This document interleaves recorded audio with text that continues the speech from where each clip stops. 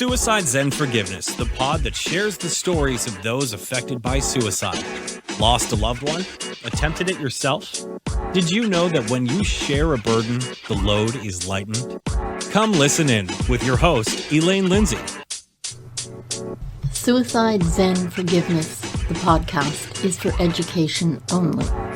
Some of the subject matter could be triggering for those that are newly grieving or in a poor state of mental health. Please call your local suicide hotline or mental health office if you need immediate help. Hello there, it's great to be back, and today I'm really excited because I'm bringing back a guest that I spoke with just about I would think a year ago, just about a year ago. And I'm really excited to share her with you because Lisa Sugarman, who is our guest, has so much going on, so much new that partly has to do with what we discuss here with Suicide Zen Forgiveness. And without further ado, let me just tell you a little bit about Lisa before I bring her on stage. Lisa's a mom, a parenting author, a nationally syndicated humor columnist, and a podcast host. She creates content that helps empower parents, especially moms, by giving them permission to embrace their perfectly imperfectness. God, I love that. She's also a survivor of suicide loss, losing her father at age 10. She's an advocate for suicide awareness and prevention, and a member and ally of the LGBTQIA+ community. Lisa writes the syndicated opinion column, It Is What It Is, and is the author of How to Raise Perfectly Imperfect Kids and Be Okay With It, Untying Parent Anxiety and Life. It Is What It Is, available on Amazon, Barnes & Noble, and everywhere books are sold. Lisa is also the co-host of the podcast Life Unfiltered on iTunes and iHeartRadio, and a regular contributor on Healthline, Parenthood, Grown and Flown, Today's Parents, Thrive Global, Care.com, Little Things, and more content now. Lisa lives with her husband and 2 daughters just north of Boston. You can visit her online at her website, which is www.lisasugarman.com. We will have that in our transcription notes with the podcast as well. Lisa digs company, and she says that because we're all a work in progress. So without further ado, thank you so much for joining me. You're so welcome. That was such a lovely intro. It's just so fun to be back. We had such a great conversation last year. Absolutely. I am so glad to have you here. And it's really very exciting to read your bio and understand all the great things that you were doing even before last year. And now that you've opened up about your dad's suicide, I just first have to say thank you from the bottom of my heart, because you are really contributing in an area that I think is absolutely critical that we look after, because suicide, I believe, is one of the biggest threats we have in our world. Mm-hmm. Yeah, I agree with that. And I have to thank you right back. I appreciate everything you just said so much. And I'm just grateful for the friendship that you and I have grown in the past year. We talked quite a bit before we recorded the first time, and then of course we recorded and had so many opportunities to talk since. And I'm especially grateful to you because my whole life really took a massive pivot when you and I spoke the last time. It's been a really, really transformative year for me. And so much of what I do now, in fact, I would say the majority of what I do now, focuses almost exclusively on suicide prevention and awareness and mental health advocacy. And I'm just so grateful to be in that space for the reason that you just said. It's a space that I think requires so much of our attention and so much of our compassion.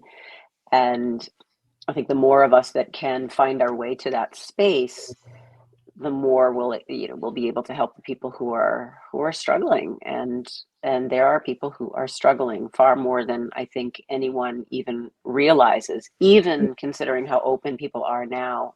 People are still kind of hiding in the shadows. So we need to find those people. Yeah. Yeah, and that's such a good point, and I agree with you because I'm hearing it everywhere I go. It doesn't matter what sort of a group I'm in. It doesn't matter whether I'm talking to business people or parents or other grandparents. Everyone has someone that they are concerned about, someone that they are afraid of losing, or someone they have recently lost. And, just as recent as last week, young Aaron Carter. That's right. I mean, it just absolutely heartbreaking that it keeps going on. My greatest wish in life is that this becomes, well, I'd like it to just go away. And I know that's kind of Pollyanna of me, but I would like it to be a so seldom thing that we aren't sort of being kind of smacked upside the head every time you turn around by losing someone else. Yeah.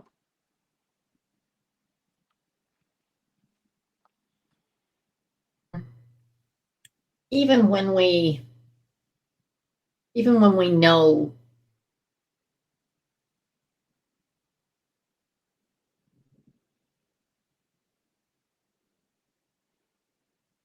but you didn't learn about that until like your late 40s, right? Well, my mid 40s. Mid So 40s. my dad's suicide. Yeah, you had Yeah. broken up a little bit, so I think you froze right before Yeah. I had a chance to hear Very what you were unusual. saying.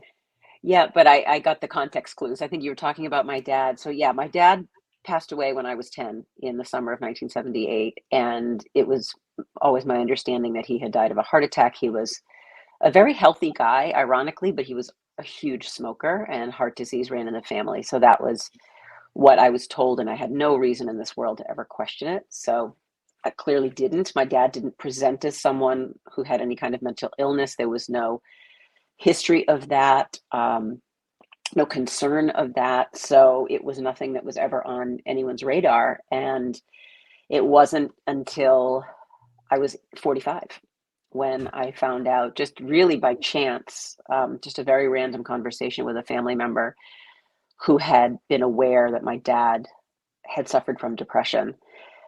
And we just had this very bizarre conversation that I was very unprepared for, because it was like almost like she was talking about someone else. Yeah. And in having that conversation, it led me to another conversation with my mom. And out of absolutely nowhere, and you and I talked about this Yeah. at length the last time, it was and still is one of the strangest experiences of my life, because even after that conversation, I um, never had any feeling or suspicion that my dad had taken his life, or even that he had been mentally ill. And so while I was talking to my mom, kind of chatting with her about this conversation I had with my cousin, it just came out of my mouth. And I just asked my mother, kind of out of the blue sky, if my dad was depressed. And she said yes. And then before I even knew what I was saying, I asked if my dad had taken his life. And she didn't hesitate at all and said yes. And that just changed everything. It Well, really, truly changed everything. yeah, absolutely. And you know, in a way, heartbreakingly, your dad died twice for you. Oh, most definitely. In fact, Yeah. when I speak about it, which I do a ton of speaking about it on a lot of different mental health platforms now over the past Yeah. year. I do a ton of writing about it. It's what my next book is about. So it's very much kind of a part of this new narrative that Yeah. I have. And he absolutely died twice for me, because I went through that grieving process when I was 10. Yeah. Um, when I lost him one way, and 35 years later went through the entire process again in a very different way, at a different age, as a mom with two teenage daughters at the time, and through a completely different lens. And Yeah. so it Yeah. was a very, very different experience, for And, sure. and one thing I have to reiterate, because we talked about your mom, and I think your mom's incredible. That makes two of us. Yeah, and you're very, very close. But I just want people to understand the amount of sacrifice it Mm, took for your mother to stuff the feelings and not worry about how she felt mhm. in her loss, to make you have the best childhood you could have, in light of the fact that you had lost your dad. Mm. And I just, someday maybe I'll get lucky and get to meet her, because I just think that's You, incredible. well, I appreciate you saying that, and I would love you to get to meet her. You would absolutely adore her. You'd want to pick her up and put her in your pocket. She's just the cutest thing in the world, and she is such an incredible presence in this world, and such a source of joy and positivity and support in my life and in the lives of everybody who knows her. Even the least little bit, they know that she's a special one. And yeah, what she did was remarkable. I mean, I Oh truly my don't even God, know. yes. I don't even know how she did it. I mean, I'm an only child, so there weren't other children in the family to consider. So it was me and it was my mom. And after a period of time, her mother, my grandmother, who was also my person at the time, my best friend at the time was my grandmother. She came to live with us. So the three generations were Right. together in the house. But my mother only spoke about, she really didn't even speak about it in the traditional sense. Um, when my father passed away, he was at home. He had taken his life at home, and we had a split level home, and it was planned, it was premeditated, and he had written a note, and he had overdosed on some pills, and he kind of orchestrated the whole thing so that it would appear that he was staying home from work that day. He worked in Boston. We lived in a suburb of Boston, so he commuted into the city every day.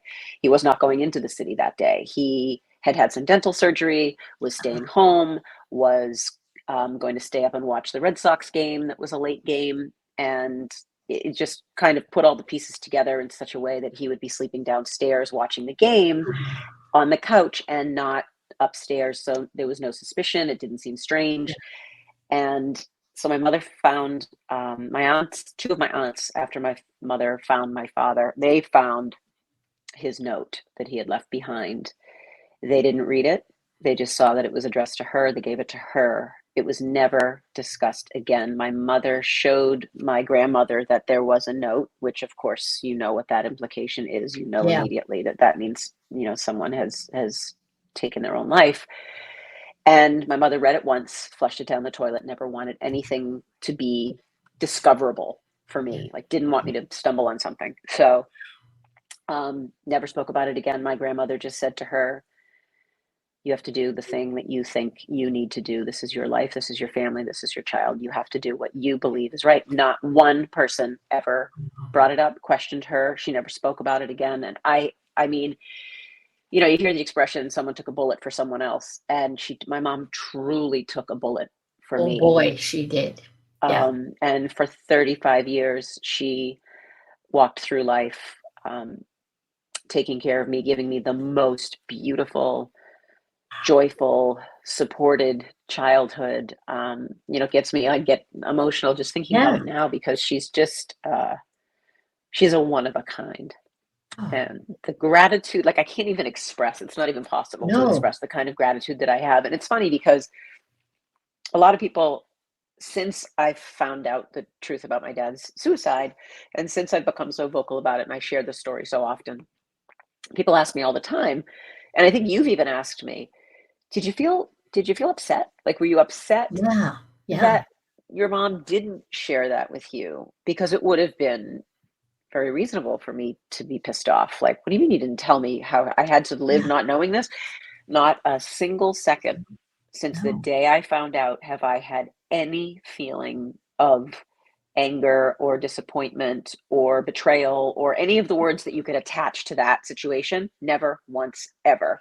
Nothing but just pure gratitude that my Oh mother my God. Yeah. made that decision and she stuck to it because, my dad was my person at that time. He was, Yeah. I spent most of my time with my mom because she worked part-time and she was home, but my dad was the one that I went mountain climbing with, and he raced cars and he was super cool, and we played tennis and we went hiking, and so he was my buddy.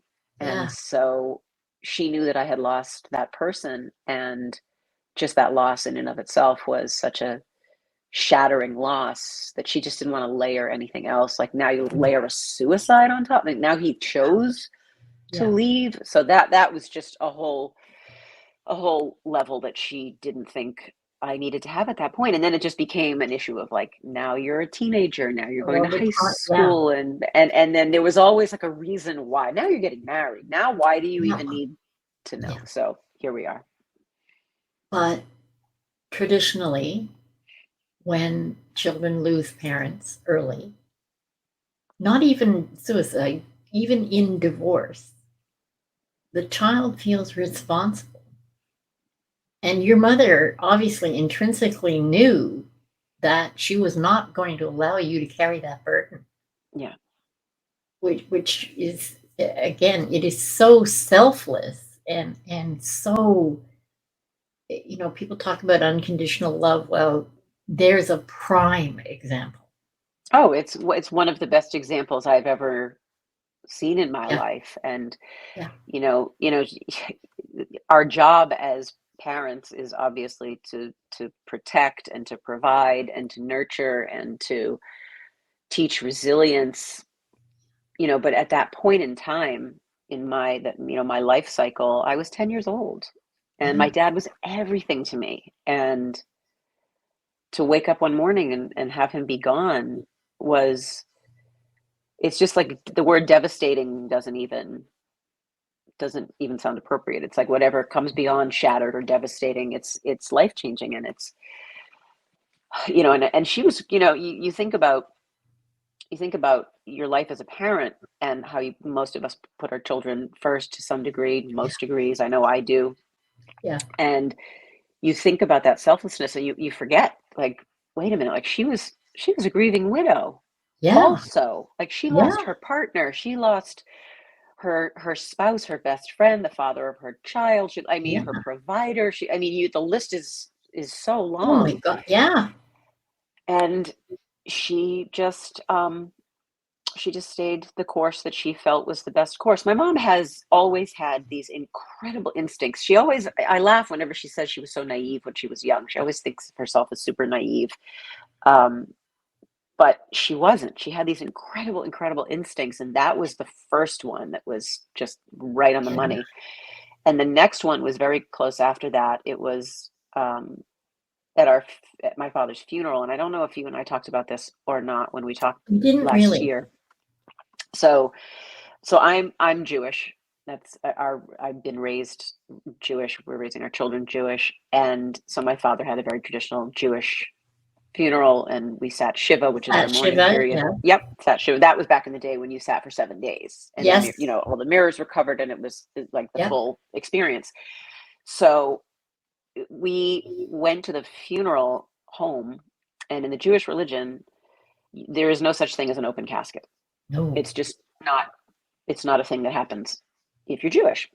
The casket is closed. Obviously, there are a lot of other similarities with the services, but that's one thing that does not happen. So, because I never got a chance to formally say Yeah.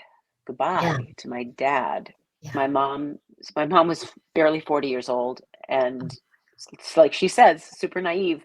She said to the rabbi, "Listen, I don't ever want my daughter to think that somehow her father is going to come back. Somehow he's out in the world. Somehow maybe this wasn't the truth." Ironically, it wasn't the truth, but the yeah. fact that he was gone was the Yeah. truth. And she said she needs to see him. and they were all, everyone, the funeral director, everyone was like, Wow. well, you know, that's not done. And they really tried to discourage her from doing that. She's 10 years old. How will that be? And for her in the future. And she said, nope, I know my child. I know what she needs. This is what's happening. Make it happen. And before the service, I mean, it's so many things Wow. that you know, moments in your life you'll never forget.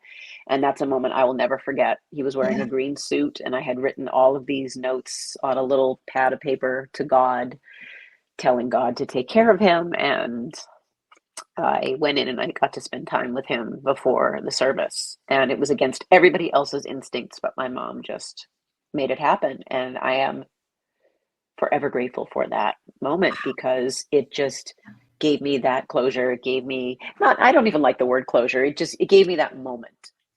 That moment of peace. Right, exactly. That moment of knowing, like, I know this is happening. I know this is real. I know Yeah. his physicalness is not here anymore. And I got to say the things in that experience that I wanted to say at Yeah. that time. Yeah. And so, yeah, so she's always just been like way ahead of her time, I feel like. And she's Yeah. super great on social media. She has her own Facebook page and Instagram account. She's just fun. She's just so funny. That's so cool. That is so cool. That is, oh my God, that is so deep that she understood that. Yeah. Like, had she lost anyone Oh, yeah. in Oh, yeah, sure. okay. Sure. My mother had lost her father, had lost her father-in-law. Both I never knew either of my grandfathers. Okay. Um, she had lost a nephew to suicide.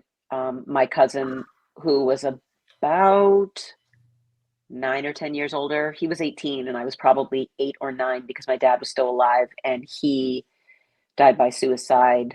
Probably, I think it was 1976 or 77. So it was right before my dad passed away. Yeah.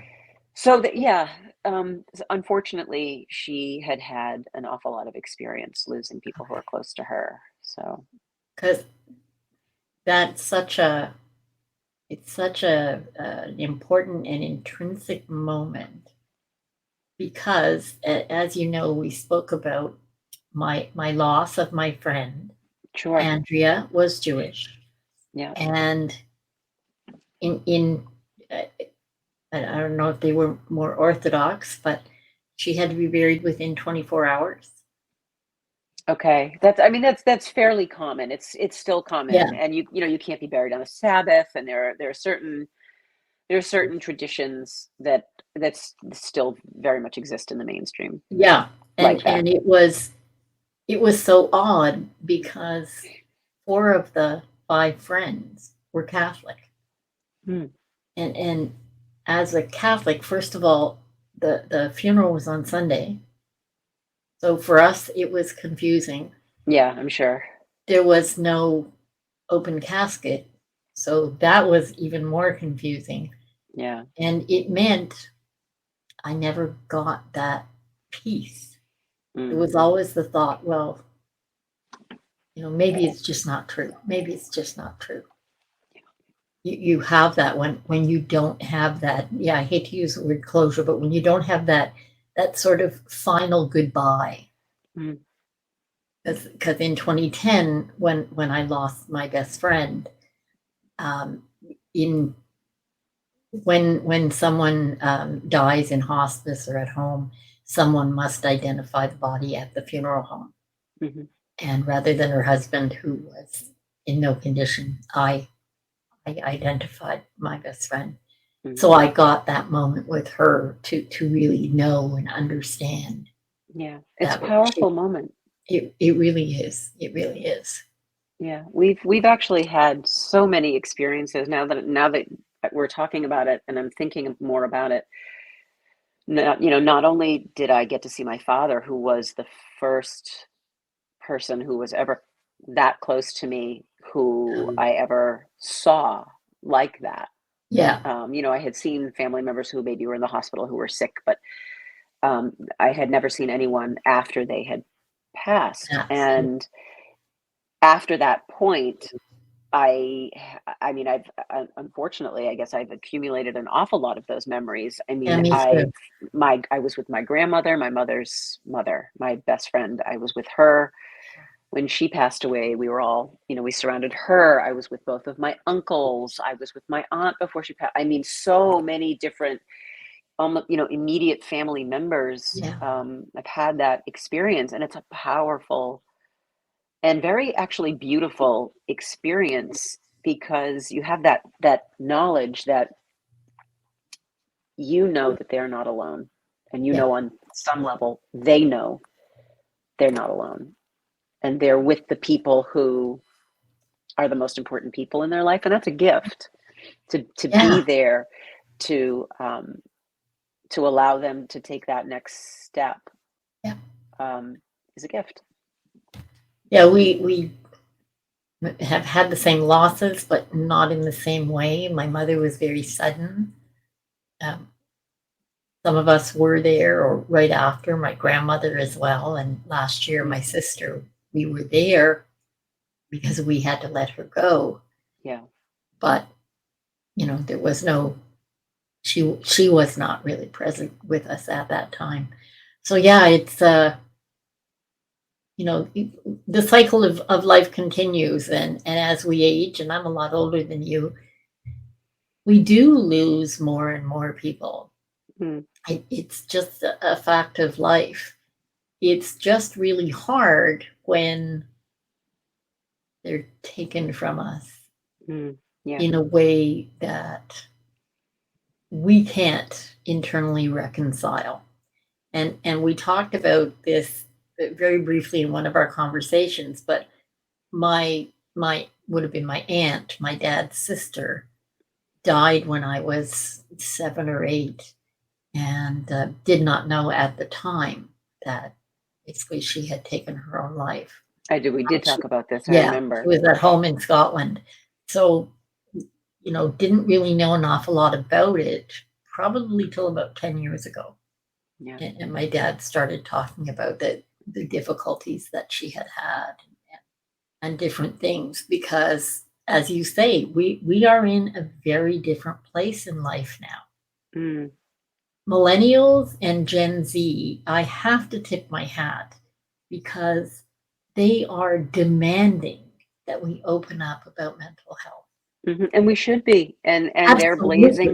blazing that trail. That's why, and you and I were talking about this before we started recording. That's one of the reasons why I decided, after, oh God, probably 30 something years, 35 years, I decided to go back into therapy for the first time since I Yeah. was in my very, very early 20s. I was seeing a psychologist when I was in my 20s, because I had, taken a gap year. It wasn't even called a gap year at that time, but I had No. taken a gap year from school and from college, and was just very uncertain about what I wanted to do with my life. And all my friends were kind of moving on, and I just wasn't sure enough of a direction to take, to take a chance on something. So I tried to reconcile with all of that, and it was very helpful. And then I just never really felt that I needed to be in that environment again for a very long time. And it was once I really started talking about it with people close to me. This was before you and I even connected last Yeah. year. I've been talking about it for the last several years with people who I'm comfortable with friends and family. I stopped Yeah. saying my father had a heart attack. I started slowly. I started telling Yeah. the truth and Yeah. saying my dad didn't have a heart attack. My dad took his life. And if people had questions, I answered questions very freely. And the more I chatted with people, the more people wanted to chat. And the more I started hearing how our conversations were impacting other people in Yeah. positive ways. And it was just this ripple effect. The more I did, the more I wanted to do, the more it influenced other people in positive ways. And so I started writing about it and pivoted kind of everything. And the more I started talking about it with other people, the more I realized I want to talk about it with someone who can help me Yes. kind of dig through my own experiences and my own memories, and like you said, the two distinctly different Yeah. ways that my father died. I lost my dad twice. Yeah. He died for me twice. I grieved him Yeah. twice, once at the Yeah. very beginning of my life and once as a an adult and a mom and a wife, Yeah. um and it's very different, and it's been such an incredible gift to be able to go and sit down with someone who doesn't know me, who doesn't know my history and my Yeah. past, and just kind of lay all those things out, and together we're just really unearthing a lot of really incredible connections that I'm making with Yeah.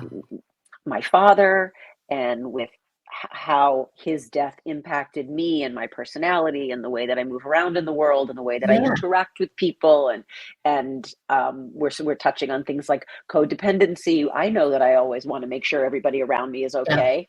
Well, now I Yeah. understand why. So I mean, it's like it has been probably the one of the best gifts that I've given to myself Wow. in my adult life, for Right. sure. Yeah. Yeah.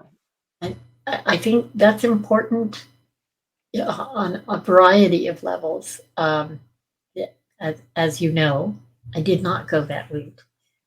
Uh, I think it's also, we come from different places, and for whatever reason, some people are, I was always one to fight my own battles, and it was in a weird way, I was always trying to protect my parents Mm.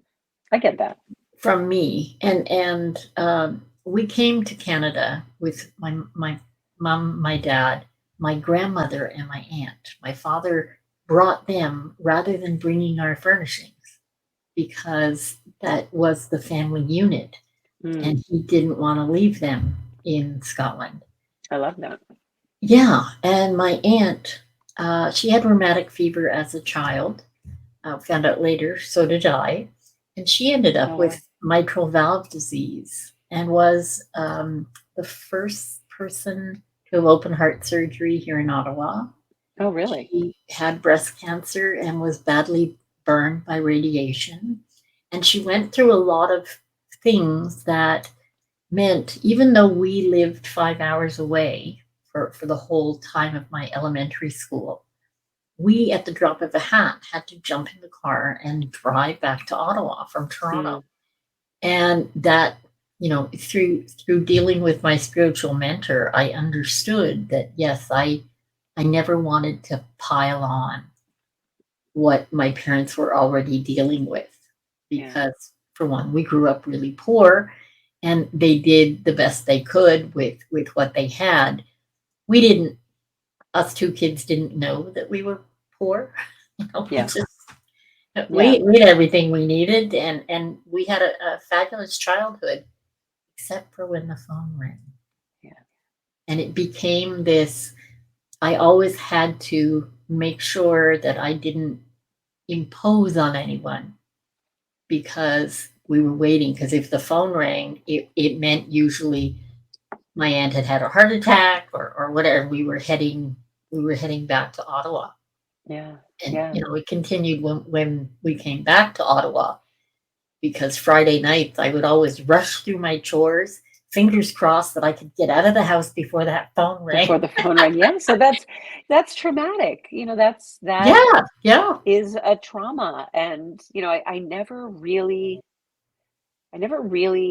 in the beginning, when I learned that my dad had taken his life, I guess, it's so funny how we miss the obvious things. We miss the things that appear to be so obvious. Like, I didn't think of myself as a trauma survivor, yeah. like, at all. I don't know why. If I had heard Oh, anyone else say that to me, I would have said, wow, you're a trauma. That's a trauma. You're a survivor.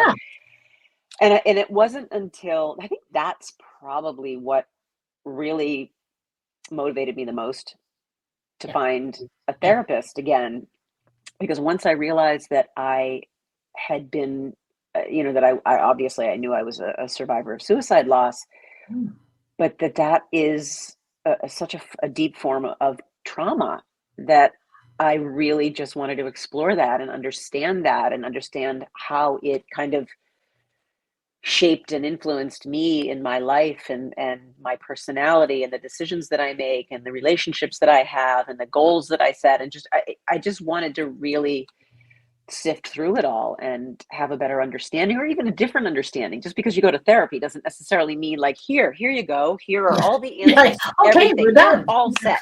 Yeah. That's like, it doesn't work that way. No. It's such a process. It's, I say work in progress a lot, and um that's kind of a way that I've always defined myself and the work that I do. Like, we're a work in progress, and therapy is just a great example of that. Oh, But yeah. I feel like it just kind of gets you closer and closer to the essence of who you really are. And understanding you, Right. absolutely. And, Right.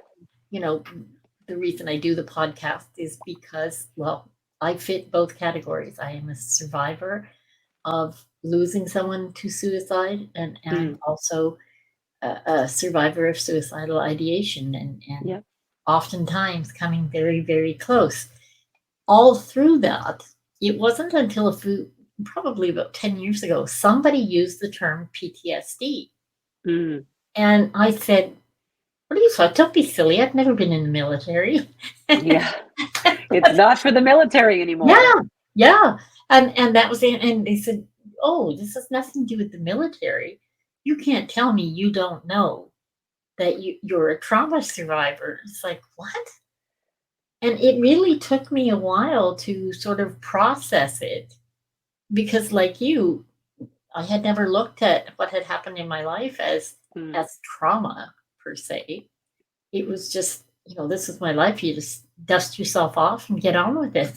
Right. Well, it's so much easier, I think, to view something objectively when it's not your life and it's maybe Yeah. not your family or um someone that close to you. You've got that objectivity, and that allows you to have Sure. kind of a different frame of reference when you're Yeah. looking at it. So it's easy to be like, oh, no, that's definitely Yeah. happening to that person. But we it's the whole physician heal thyself idea Absolutely. that it never Absolutely. happens. And Never happens. I joke about that. People always say you put the mask on yourself first before you help anybody else. Yeah. Well, for someone who's a helper, that never made sense to me. Yeah. It was always like, oh, that's crazy. And a few years ago, it was like, oh my God, that makes so much sense. Like, Yeah. Well, we talk about that a lot. So my co-host on our podcast, yeah, Life Unfiltered, Deb Gansenberg, she's also the contributor to my last book, the How to Raise Perfectly Imperfect Kids. And one of the things that we talk about on the air, and we talk about it in the book a ton, is exactly what you're talking about. It's yeah, that image of putting that oxygen mask on, because the idea is you are absolutely no good to anybody else around you, yeah, least of all your children, if you're not okay yourself. yeah. So you do have to, kind of preserve your own health and wellness if you're going to have any shot of taking care of anybody else. So that resonates with me so much because we say it all the time. Oh my God, yeah. And it's funny now how, when you finally get something, it's right here and you're thinking, oh my Yeah. God, how did I miss that? Yeah. I've had a lot of that. I've had a lot of Yeah, that in the past year. And those revelations are powerful things, and they move you in such different directions. It's funny. At some point after you and I talked the first time last year, I started talking more and more and more with other people about my dad's suicide and about mental illness, and kind of really started paying a lot of attention to how I was feeling about suicide, loss, and being a survivor. All those things. I was unpacking all of it. Um, I read a statistic. My father went apparently to therapy the last couple of months of his life. oh So wow, he probably only went, and my mother was aware of that, but my dad either didn't find the right therapist, or it was too little yeah, too late, or whatever the case was. It was not effective enough to help him. Had he gone sooner, had he actually shared with my mom what was really going on. Yeah. She didn't know. I saw the statistic, and it really kind of changed the trajectory of my life almost as much as being on your podcast did. And it was someone who is struggling with mental illness and who is suicidal. There's a 40% less of a chance that that person will act on those suicidal ideations if they have one single human being that they can connect with. That reduces their risk of suicide by 40%.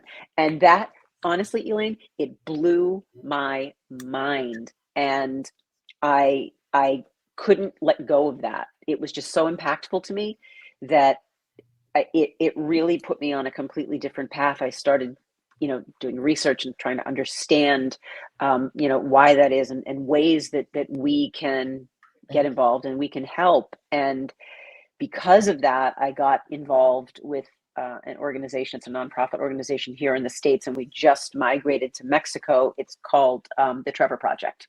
Oh, yes. And the Trevor Project is the world's largest safe space, crisis lifeline and texting line for LGBTQ youth in crisis, ages 13 to 24. So I got very involved with them and ended up getting certified through them all of last winter and last spring to be a crisis counselor. And so I've been a crisis counselor with them now all through the summer and into the fall. And it's changed my life. And you know what, if it takes one person to reduce someone's crisis by 40%, then you think about what an army of people can do. And we all we all have the capacity to do different things to help different people in different ways, and this just happened to be the way that resonated with me. Just for me, the Trevor Project was such an incredible intersection of things that were so important to me. It's suicide prevention awareness, it's counseling, it's mental health advocacy, it's the LGBTQ community. I have a daughter who's bisexual. I came out as pansexual about a year and a half ago. So there were all of these pieces that fit together for me in this way, but it's been life-changing. It really has. It really has. And it's an incredible purpose, and there's more of a lightness to you this year later. Like, I've seen it change over the year. It's really been incredible, and it's as you find out more about you and things around you, it seems to be just invigorating you more, and just not to get too woo on you, but like your I like woo woo. Good. Well, your aura is just brighter and lighter and more, which I think is incredible. And from the bottom of my heart, it's like, well, oh my God, thank you so much, because it takes someone special to do crisis counseling. I don't think I have it within me because I'm too empathetic and still have too much of my own baggage to do it without, perhaps imploding. And understanding that is probably a good thing. There are other things that I will definitely do and can do. But the people on the front lines like you for crisis counseling, in this day and age, things are not great in our world. There's a lot of ugly, is the term I'll use, all around us. And in any way that we can mitigate it, I think it's crucial and critical that each of us do whatever we can.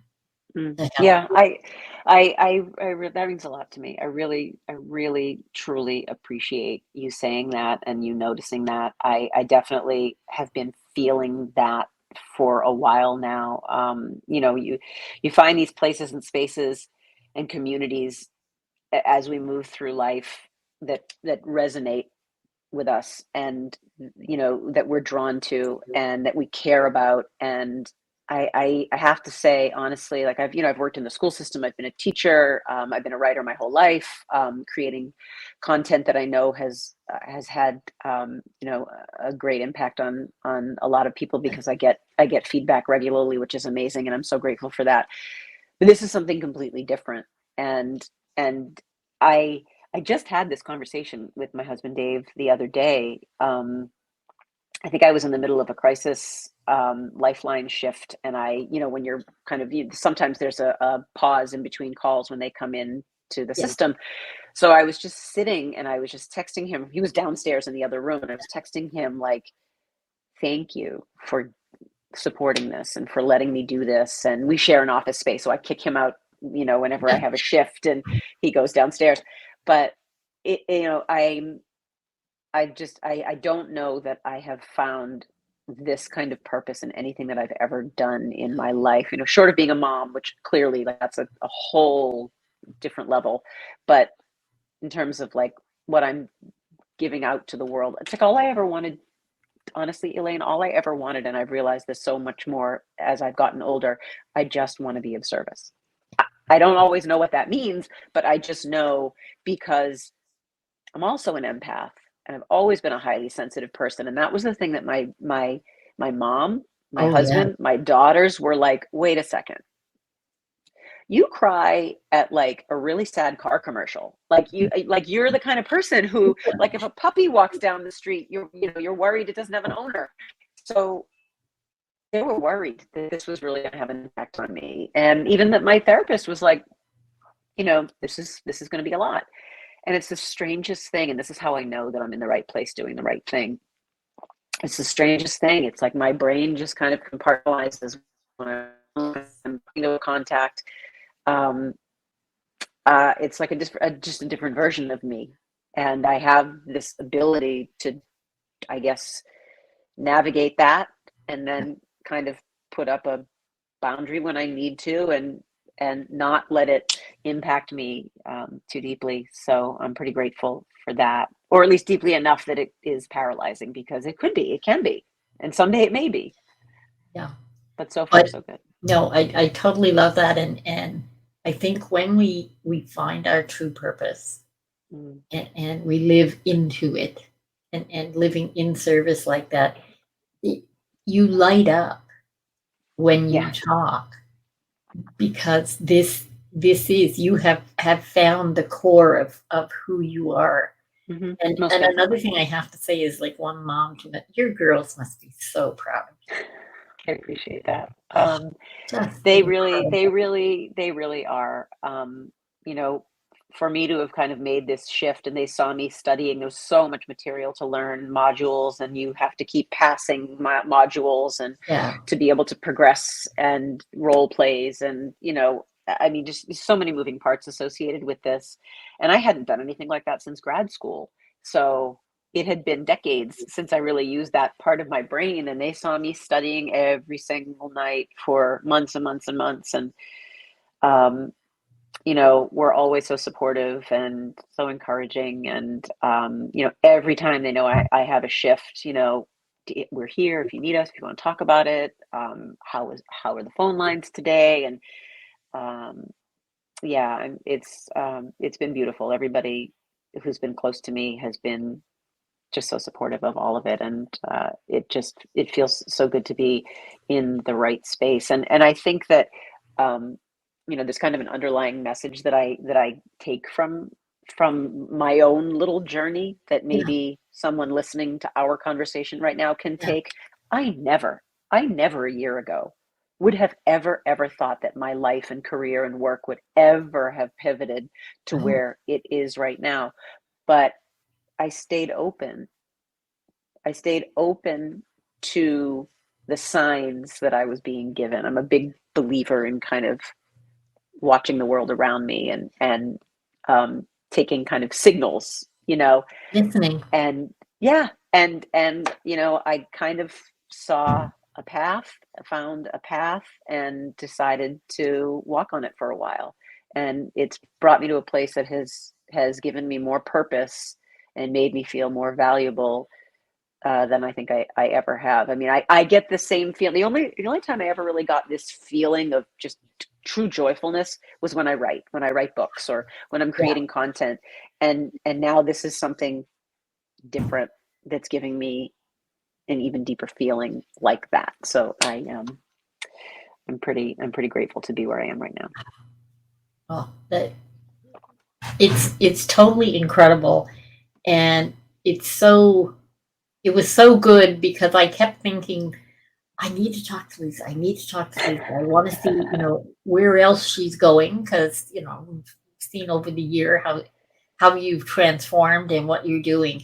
And I just have to say such a thank you because the minute I asked you, you were like, "Oh yeah, let's do it." It's like, "Oh yeah, Oh, absolutely, absolutely. Yeah, well, I mean, like I said before, and I do really, I truly mean it. I credit our first conversation with, you reached out to me. I made a post yeah, that was one of the first posts that I had ever made publicly about my dad's suicide, and all the way from Canada, you saw it and reached out to me and asked if I'd be willing to have a conversation, and that one moment changed the trajectory of my life. And so I'm pretty indebted to you for that. So I'm blowing you lots of kisses for well, that thank you." because It's a mutual love fest here, but I have to say, I have a habit of saying to the universe, "Okay, like, what do I need? What do I need to do now? mm, Who do I need to talk to?" And we weren't friends on we didn't Facebook. know I each other. didn't I didn't know you from anybody, Nope. and this just popped up, and it was basically right after I had done. I do little mindful meditations, and Mm, that was my thing was, okay, so what do I do now? Who is it that I'm going to talk to? mm, And then there you were, and it's like, oh wow. And I have to say how lovely it was because I wasn't even sure. But lovely American journalist who's done all kinds of things. Somebody reaches out from Canada that she has no idea who she is and says, "Okay, I'd like you to talk about suicide." That's not what you hear every day. nope. But you know what? Sometimes the most unexpected things in the world are the ones that give you the greatest joy and purpose. Well, the fact is, I think, if we touch one person and give somebody that 40% additional Hmm. chance, that's incredible. The Hmm. fact that Exactly. you came on the show and you found it useful is such a gift to me Hmm. that like you with counseling, I know I'm doing what I need to do Hmm. because I floundered for a long time about, well, what do I do with what I've been given in this Yeah. life? Yep. And it really is such deep. It's not even satisfaction. It's I don't know. It's this deep inner knowing Hmm. that this is right. Yep. I get That, it. I really get it. I yeah, feel it every day. yeah, yeah. The serving is right, and because I love what I do. I mean, I wear another hat, and I'm a digital integration specialist, which is really technical and has nothing to do with the real humanness. Mm, If anything doesn't have to do with human, it's that job. But yeah. this gives me exactly what I need I'm so each glad. day. Yeah, Yeah, yeah. you're definitely doing the thing you were meant to do. Well, thank you very much for that. And I'm going to say thank you very much once again. I know this will not be our last conversation. Oh, absolutely not. No, and No. and on the show. I'm sorry, I didn't mean last conversation because it definitely won't be. No, But I it know won't exactly be our what you last conversation on the show either. No, I hope not. That's I knew oh, exactly what you meant. absolutely not. And in the transcriptions, you'll not only be able to get Lisa's links and where you can find her, but the links to the Trevor Project and all of the pieces that can show you where to go needing help. As we do on the website, we have links for many countries so that you can get in touch with someone. You can reach out, text, call. There's always someone there. In the worst moments, just go outside your house, your apartment, whatever, and reach out to another human being. Yeah. Somebody will listen. You just have Exactly. to reach out. And I think that that's critical for people to know. Yeah, I agree. Thank you, Lisa, so much. Lisa Sugarman has been my return guest. I hope you got as much from this as I did, for sure. And I look forward to seeing Lisa again. If you have questions or you have any concerns or you want to suggest yourself or someone else to come on the show, please be sure and just tick the boxes at the bottom of the information sheets on the podcast. We will look forward to seeing you next time. So thank you again. And My pleasure. we will see you again. In the meantime, I just say, please make the very most of your today every day. Thank you for listening. Please subscribe on your favorite service. Suicide Zen Forgiveness was brought to you by Truel Social Media, the digital integration specialists. Let them get you on page 1 in the search results.